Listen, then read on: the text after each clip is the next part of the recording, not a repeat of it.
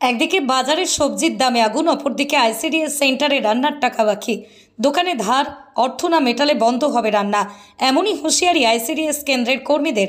ICDS কেন্দ্রের সহায়িকা চাকরি করতে গিয়ে একাধিক সমস্যার সম্মুখীন আইসিডিএস কর্মীরা। এমনই 20 দফা দাবি নিয়ে সিডিপিওর কাছে বিক্ষোভ ডেপুটেশন জমা দিলেন। এমনই ঘটনা পশ্চিম মেদিনীপুর জেলার দাসপুর 1 ব্লকের। আজ ওই ব্লকের সমস্ত আইসিডিএস রাঁধুনিরা ব্লকের সিডিপিওর কাছে একাধিক লিখিত জমা দেয়। সমস্যার সমাধান না হলে বড় আন্দোলনের হুঁশিয়ারি।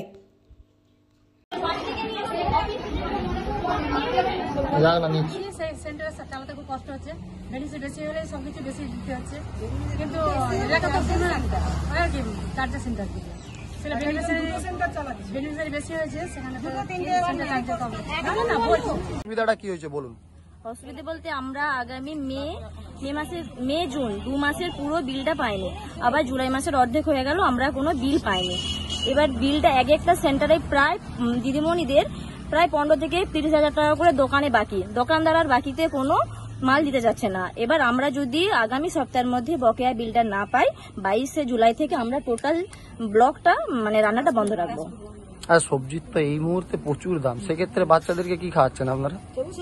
চলছে গো, যে যেমন পাচ্ছে, বাড়ির যা আমাদের কি করি, বাড়িতে যে সবজি আছে তার থেকে অল্প অল্প নিয়ে গিয়ে দিই, কিছু করার নেই। এভাবে চলছে? হ্যাঁ, এভাবেই চলছে। আপনার নাম? সময় জানা, বাড়ি ভালোগড়া। কোন আইসিডিএস কেন্দ্র? রামবাটি। আমরা যখন বেশি দাম বলি, যে ডিমের বেশি দাম, সবজির বেশি দাম, এলাকায় যখন বলি তখন এলাকার লোকরা বলে যে আজকে বেশি দাম বলে তোমরা চেঁচাচ্ছ, একটা সময় যখন কম দাম থাকে তখন তো তোমরা বলো না। তো এই নিয়েই বলছি যে আমাদের এক মাসে যদি 25 বা 26 দিনের হয়, পুষ্টি দিবস হয়, আমরা যদি রান্না করি তার মধ্যে 5 দিন ধরুন আমাদের কম দাম পড়ে, বাকি 20 দিন কিন্তু আমরা বেশি দাম বা সেম দামেই আমরা করি। কিন্তু এই টাকার মধ্যেই আমাকে প্রত্যেক দিনের হারপিক, ফিনাইল, বাচ্চাদের হাত ধোয়া সাবান, বাসন মাজা সাবান, এভরিথিং, ঝাঁটা, গুলা, বটি, হাঁড়ি ফুটো হয়ে গেলে বলে কিনে নাও, কড়া ফুটো হয়ে গেলে বলে কিনে নাও, ঝাঁটা, তারপরে কোথায় লাইট লাগাচ্ছি, কোথায় ফ্যান লাগাচ্ছি, এ টু জেড এভরিথিং। বাচ্চাদের জন্য আমি বলিনি, বাচ্চাদের জন্য সোম, বুধ, শুক্র শুধু ভাত আর ডিম, একটা ডিম, এর জন্য বাচ্চাদের আর কোনো বরাদ্দ নেই। আর মায়েদের আছে ডিম আর 84 পয়সার জন্য আলু বরাদ্দ। তাহলে এই নিয়ে সোম, বুধ, শুক্র, তাহলে কিভাবে একটা বাচ্চাকে একটা শুকনো ভাত আর একটা ডিম দেওয়া যায়? এই জন্য কিন্তু আমরা পুরোটাই ক্যারি করি কি আলুর ঝোল টোল করে যথারীতি খিচুড়ি আলুর ঝোলও আমরা করে দিচ্ছি।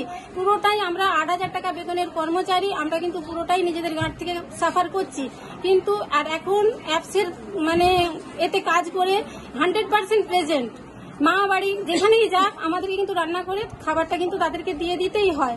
সেহেতু আমাদেরকে প্রচুর সাফার করতে হচ্ছে। আমার আমি নিজের কন্ডিশন অনুযায়ী বলছি, আমার থেকেও খারাপ অনেকের কন্ডিশন আরো আছে। তো আমার কন্ডিশন, আমার অলরেডি 20,000 টাকা আমার পড়ে আছে। আজকে 2 মাস 11 দিন আমি সেন্টার চালাচ্ছি, তাহলে 8,000 টাকার কর্মচারী হয়ে আমরা কিভাবে এই টাকাটা সাফার করতে পারি?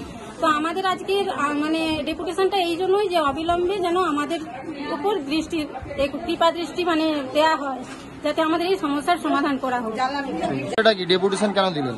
আমাদের বহুবিধ দাবি নিয়ে আমরা ডেপুটেশন দিয়েছি। আমাদের বিশেষত 2 মাসের আমরা সবজি বিল পাইনি, এই মাসের কিছুটা বেতনও পাইনি কেন্দ্র সরকারের আওতায় যেটা, সেই আর তার সাথে আমরা আরো কিছু দাবি আমরা যুক্ত করে আমরা আজকে ডেপুটেশন দিতে এসেছি সিডিপিও স্যারের অফিসে। সবজির দাম, ডিমের দাম, সবকিছুর দাম বাড়া। আমাদের যে বরাদ্দ, মাথা পিছু যে বরাদ্দ, সেগুলো বাড়ানো হচ্ছে না।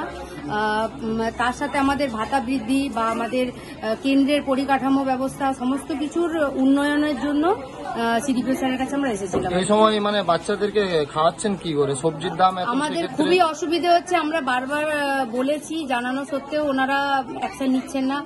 ওপরের যে অফিসাররা আছেন ওনারা বলছেন কার্যকরী হবে, কিন্তু এখনো কোনোভাবেই কোনো কিছু বৃদ্ধি হয়নি। তারই মধ্যে আমাদেরকে খুবই কম টাকার মধ্যে খুবই কষ্টভাবে কেন্দ্রের খরচ চালাতে হচ্ছে। আমাদেরকে ডিম দোকানে ধার রাখতে হচ্ছে, ডিম দোকান আর ধার দিতে চাইছে না। 2 মাস পর আমরা সবজি বিল পাইনি। সেই কারণেই আমরা বাধ্য হয়ে সবাই একজোট হয়ে আমরা আজকে একত্রিতভাবে বলতেছি, যাতে আমাদের দাবিটাকে ওনারা সঠিকভাবে গণ্য করে সেটাকে কার্যকরী করতে পারেন। কি নাম আপনার?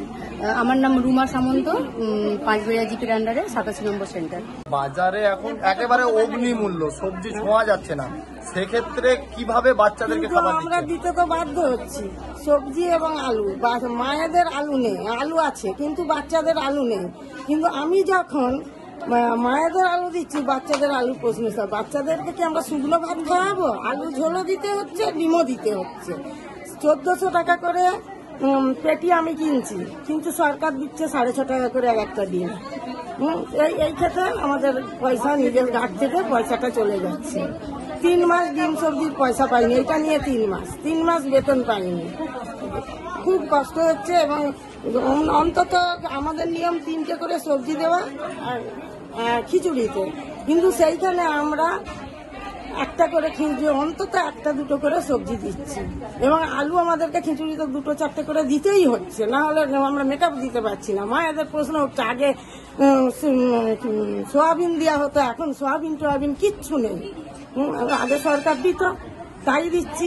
আমরা কি গাঁঠের পয়সা থেকে, সবজির দাম বেশি, ডিমের দাম বেশি, গাঁঠের পয়সা থেকে দেবো? এইসব প্রশ্ন হচ্ছে। আপনার নাম?